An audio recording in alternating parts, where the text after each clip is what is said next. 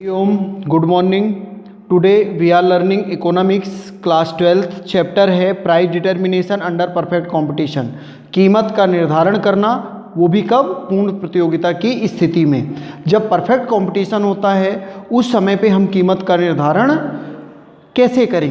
Actual में है क्या परफेक्ट कंपटीशन? मतलब पूर्ण प्रतियोगिता। मार्केट में जिस प्रोडक्ट में परफेक्ट कंपटीशन है उसकी कीमतों में अगर ज़रा सा भी वृद्धि हो गई तो डिमांड कम हो जाएगी। अगर एक्यूरेट प्राइस है तभी वो मार्केट में चलेगी। इसके लिए इक्विलिब्रियम होना चाहिए, संतुलन होना चाहिए कि जो कॉस्ट है कॉस्ट पे भी ध्यान दिया जाता है। ऐसा ना हो कि कॉस्ट ज़्यादा हो तो बिजनेस लॉस पे चला जाए। प्राइस और कॉस्ट का जो इक्विलिब्रियम है, संतुलन है, वो एक्यूरेट होना चाहिए। इसमें आता है market equilibrium price and quantity. Price और क्वांटिटी डिमांड मतलब मात्रा मांग क्या होती है। क्वांटिटी डिमांड मतलब मात्रा मांग, कुल कितने क्वांटिटी में हमको कौन सा प्रोडक्ट चाहिए। कई प्रोडक्ट क्वांटिटी में होते हैं। फिर इसके बाद होता है क्वांटिटी सप्लाइड, कि कुल किस मात्रा में प्रोडक्ट सप्लाई हो रहा है। इससे भी इक्विलिब्रियम फिट होता है, हमारा संतुलन होता है। अगर सप्लाई कम है तो जाहिर सी बात है उस प्रोडक्ट की डिमांड ज़्यादा हो जाएगी। डिमांड ज़्यादा हो जाएगी तो हो सकता है कंपनी ने प्राइस ना बढ़ाया हो। लोकलिटी की बात कर रहा हूँ मैं, लेकिन जो लोकल बिजनेसमैन हैं हो सकता है, हालांकि जो रजिस्टर्ड बिजनेसमैन होते हैं वो कभी भी जो भी प्राइस कंपनी फिक्स कर देती है उस प्राइस पे वो सेल करते हैं। लेकिन जो लोकल विदाउट रजिस्टर्ड वाले बिजनेसमैन होते हैं वो कभी कभी क्या होता है कि थोड़ा बहुत ज़्यादा प्रॉफिट कमाने के ऑब्जेक्ट में आकर के और थोड़ा बहुत कीमत ऊपर नीचे कर लेते हैं। लेकिन जो रजिस्टर्ड बिजनेसमैन है तो जिस कंपनी ने जो प्राइस फिक्स कर रखा है उसी प्राइस पे वो सेल करते हैं। क्यों? क्योंकि उनका प्रॉफिट भी उस प्राइस में इंक्लूडेड होता है, तो उनको तो बहुत ज़्यादा लॉस नहीं होता। फिर इसके बाद बात आती है when market price in above equilibrium price a situation of excess supply. जब एक्सेस सप्लाई होती है, सप्लाई ज़्यादा हो जाती है, तब क्या होता है? तो जाहिर सी बात है, तो जो आपकी पहले से प्राइस फिक्स है मार्केट में उस प्रोडक्ट की प्राइस लेस हो जाएगी, कम हो जाएगी। क्यों? क्योंकि सप्लाई पर्याप्त है, बहुत ज़्यादा मटेरियल मार्केट में पड़ा हुआ है। तो जाहिर सी बात है जब ज़्यादा मटेरियल होगा तो उसकी प्राइसों में कमी होगी, मटेरियल कम होगा तो प्राइस मार्केट प्राइस बढ़ेगी, है ना। फिर when market price in below equilibrium price a situation of excess demand.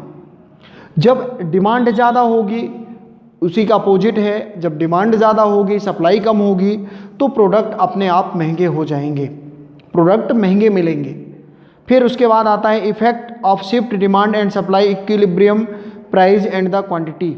Price और क्वांटिटी का जो संतुलन है वो एक्यूरेट होना चाहिए। जब तक संतुलन एक्यूरेट नहीं है, क्वांटिटी और प्राइस, डिमांड और सप्लाई, इनका जब तक संतुलन नहीं होगा, इक्विलिब्रियम नहीं होगा, तो पक्की बात है कि इकोनॉमिक्स परफेक्ट नहीं हो पाएगी। और दूसरी चीज़, जो प्राइस डिटर्मिनेशन है अंडर परफेक्ट कंपटीशन, वो परफेक्ट नहीं हो पाएगा। कीमत का निर्धारण सही ढंग से आप नहीं कर सकते। और जब आपका इक्विलिब्रियम है, समता है, संतुलन है, तो आप कीमत का निर्धारण आसानी से कर सकते हैं। फिर chain effect of the shift in demand decrease in demand. इसका इफेक्ट, चेन इफेक्ट क्या पड़ता है?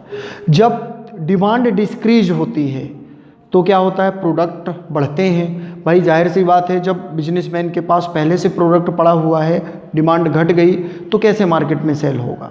और जब सेल नहीं होगा तो नया प्रोडक्ट वो कैसे मंगाएगा जब पुराना ही पड़ा हुआ है।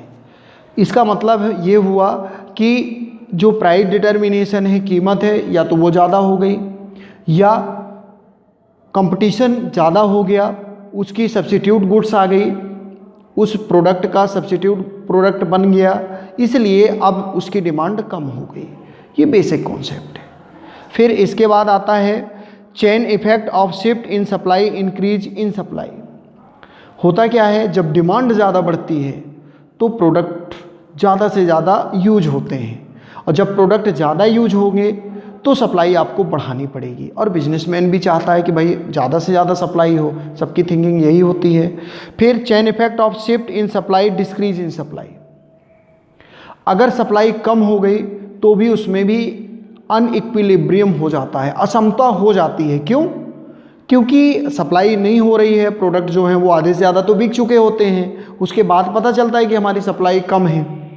तो अब जो मटेरियल बचे हुए हैं उन रिमेनिंग मटेरियल में हम कैसे इक्विलिब्रियम सेट करें, कैसे समता स्थापित करेंगे। भाई हो सकता है कोई ज़्यादा पावरफुल कस्टमर आ जाए, उसको ज़्यादा ज़रूरत हो उसी प्रोडक्ट की, कोई कम यूजफुल वाला कस्टमर आ गया, लेकिन बिजनेसमैन को ये कैसे पता चले? तो businessman using your own mind and can be given of the product related to customer. अपने ऑन माइंड का उपयोग करके वो कस्टमर को प्रोडक्ट दे देते हैं। फिर when supply in perfect elasticity increase in demand, जब पूर्णतया लोच का मतलब परिवर्तन कर पाना, इलास्टिक का मतलब होता है लोच, परिवर्तन कर पाना, काहे में? कीमतों पे। तो जाहिर सी बात है जो ज़्यादा कीमत देगा उसी को दे देते हैं बिजनेसमैन, है ना। When supply in perfect elastic decrease in demand, जब परफेक्ट इलास्टिक का मतलब क्या है? पूर्णतया लोचदार। जब आसानी से मटेरियल मिल जाता है तो उसकी डिमांड थोड़ा सा कम होती है, लोग सोचते हैं चलो आज नहीं कल परचेज कर लेंगे। लेकिन वही चीज़ अगर ना मिलने वाली हो तो सबकी थिंकिंग ये होती है कि साहब आज ही खरीद लो, कल मिला ना मिला, ज़रूरत नीड तो हमको एवरी टाइम है इस प्रोडक्ट की, लेकिन अगर कल ये प्रोडक्ट नहीं मिला तो हमारे जो डेली रूटीन के वर्क हैं वो इफ़ेक्टिव होंगे। तो लोग क्या करते हैं, तुरंत ही रिसेंटली उस प्रोडक्ट को परचेज कर लेते हैं। फिर इसके बाद आता है where supply is perfect elastic increase in demand. अगर सप्लाई परफेक्ट इलास्टिक से हो रही है, पूर्णतया लोचदार सप्लाई है, तो बड़े आसानी से प्राइस भी डिटर्मिनेशन हो सकता है, बड़े आसानी से उसकी सेलिंग हो सकती है, किसी भी तरह का कोई दबाव नहीं होगा। और अगर सप्लाई परफेक्ट इलास्टिक पे नहीं है तो हो सकता है कि थ्रोट कंपटीशन हो जाए, हो सकता है परफेक्ट कंपटीशन तो ऑलरेडी है, मोर कंपटीशन हो जाए, मतलब कंपटीशन तो बढ़ता जाएगा ना। ठीक है, अब इसके बाद अपन देखेंगे नेक्स्ट वीडियो में। Thank you.